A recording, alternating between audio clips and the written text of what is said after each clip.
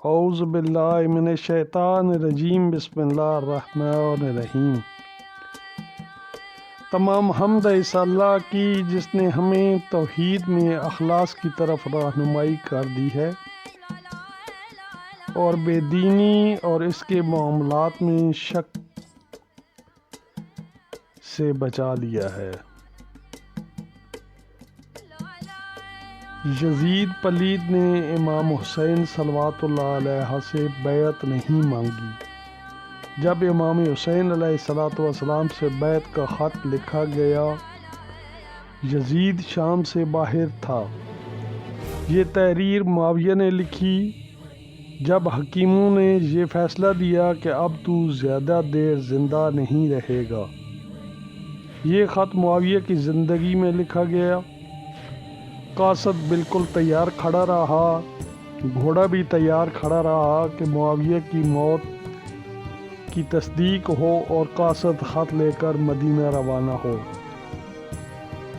یزید تو اپنے باپ کے جنازہ میں بھی شریک نہیں ہوا۔ زاہد بن قیس جو اس کا سپہ سالار تھا، معاویہ کا جنازہ پڑھایا۔ 3 دن تک شام کے حالات کو کنٹرول میں رکھا۔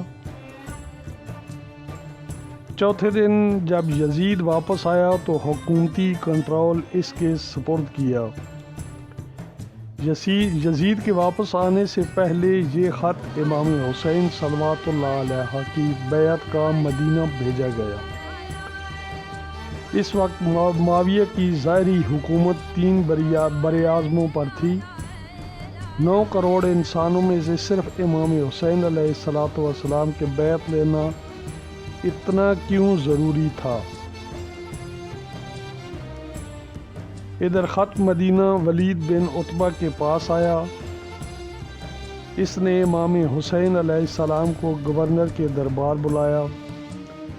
مولا حسین نے ولید سے کہا کہ میرے اس طرح مخفی بیعت کرنے سے تمہیں کیا فائدہ ہوگا اس رات کے اندھیرے میں؟ دن کی روشنی میں اہل مدینہ کے سامنے بیعت لینا تاکہ تمہارے لیے رائے عامہ ہموار ہو سکے۔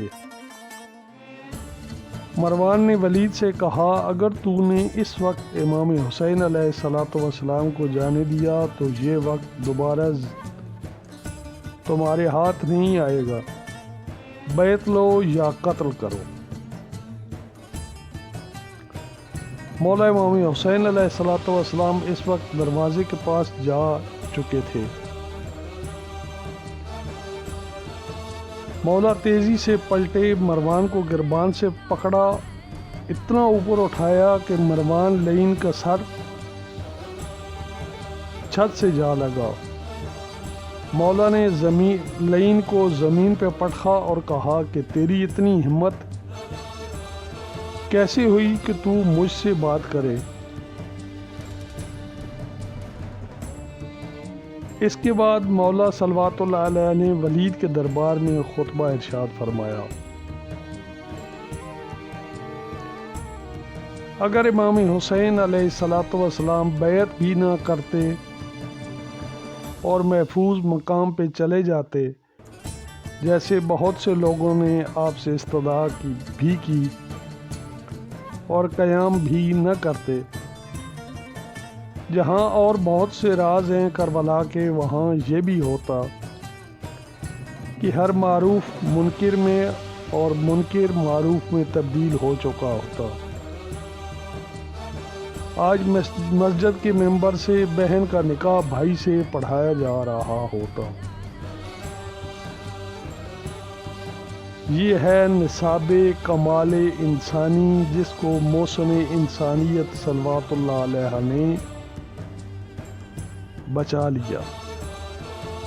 اللہم صلی علی محمد وآل محمد وعجل فرج آل محمد۔